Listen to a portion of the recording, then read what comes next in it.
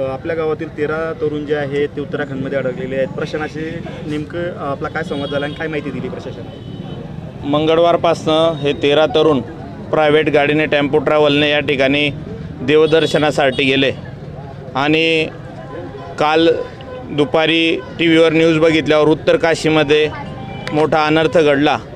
त्यानंतर परिवाराला समजलं आणि दुपारी त्यांचा सगळ्यांचा संपर्क झाला होता की आम्ही या ठिकाणी पोचलो आहे उत्तराकाशीमध्ये आणि आता आम्ही दर्शनाला जातो आहे. त्यानंतर टी व्हीवर बातमी आल्यानंतर सगळ्या परिवार चिंतेत पडला आणि परिवाराने तात्काळ आपल्या आदरणीय नामदार मोदयांशी संपर्क साधला. तसेच पाडदी पोलीस स्टेशनच्या आपण PI यांच्याशी बोललो आणि त्यांचे सगळ्यांचे नंबर ट्रॅकिंगला दिले आणि त्यांचे ट्रॅकिंग केलं असता त्यांचं कोणताही तपास या ठिकाणी लागत नाही.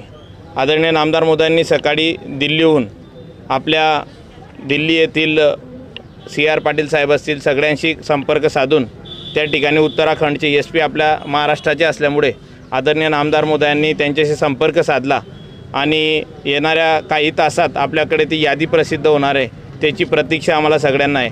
आम्ही परमेश्वराचरणी एवढीच प्रार्थना करतो की आमच्या गावातील गेलेले 13 मुलं आणि 2 ड्रायव्हर सुखरूप घरी यावे एवढीच परमेश्वराने प्रार्थना आहे.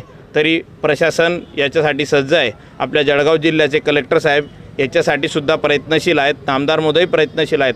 लवकरात लवकर मुलं घरी यावे हीच आमची सगळ्यांची अपेक्षा. मिळून 13 मुलं आहेत आणि 2 ड्रायव्हर असे 15 जण मिळून एका ठिकाणी गेले देवदर्शनासाठी गेलेले आहेत. त्यांचे हरिद्वार वगैरे सर्व काही दर्शन झालं. हरिद्वारवरून ते गंगोत्री यमुनोत्री जाणार होते. गंगोत्री गेल्यानंतर त्यांच्या सगळे आणि ते सर्व मुलांनी सर्वांशी बोलणं झालं.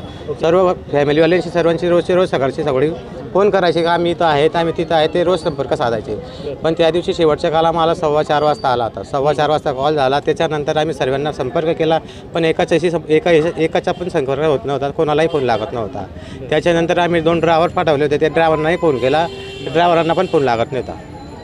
मग तेव्हापासून आम्ही सर्वजण चिंतेमध्ये पडलो. म्हणजे काय झालं काय नाही सर्वजण चिंतेमध्ये होते सर. म्हणजे माझे भाषा गेलेला आहे माझे आई वडील वगैरे सर्व जेवढे पण होते नाही तर सर्व टेन्शनमध्ये म्हणले. जेवढे पण मुले गेलेले त्यांच्या आया वगैरे त्यांच्या म्हणजे थोडंसं पण राहिलं जात नाही बा माझा मुलगा कुठे आहे काय आहे. आणि अशी घटना घडलेली ते TV पाहिल्यामुळे त्याच्यामुळे जास्त जीव घाबरत आहे. तरी पण प्रशासनाने जेवढ्या लवकर जेवढी मदत होईल तेवढ्या लवकर आमच्या मुलांशी संपर्क साधावा. माझा भाषा गेलेला आहे. माझ्या भावाचा मुलगा गेलेला आहे पवन अशोक माळी. माझ्या भावाचा मुलगा पण गेलेला आहे. 8पर्यंत त्याला कॉल केला. 8:15ला त्याला कॉल केला मी तर मग तो म्हणे मी आता गाडीत जपलेला होता तो. तर म्हणे आता आम्ही वरती जातोय म्हणे गंगोत्रीला. त्या मग आणि म्हणजे म्हटलं मी त्याला विचारलं तुझी तब्येत चांगली का भाऊ. सगळं चांगलं आहे म्हणे. मम्मी तू फक्त काहीच चिंता करू नका आम्ही सुखरूप आहे म्हणे. त्याच्यानंतर मग आम्ही कामाला लागून गेलो सर. मग नंतर त्याचं काही बोलणं झालं नाही. बरं. आता आपली काय मागणी प्रशासनाकडे? आमची काहीच मागणी नाही सर. फक्त आमची मुलं सुखरूप घरी यायला पाहिजे आणि त्यांची तब्येत आणि आमचा एक तरी कॉल त्यांच्याशी तिथं हे व्हायला पाहिजे.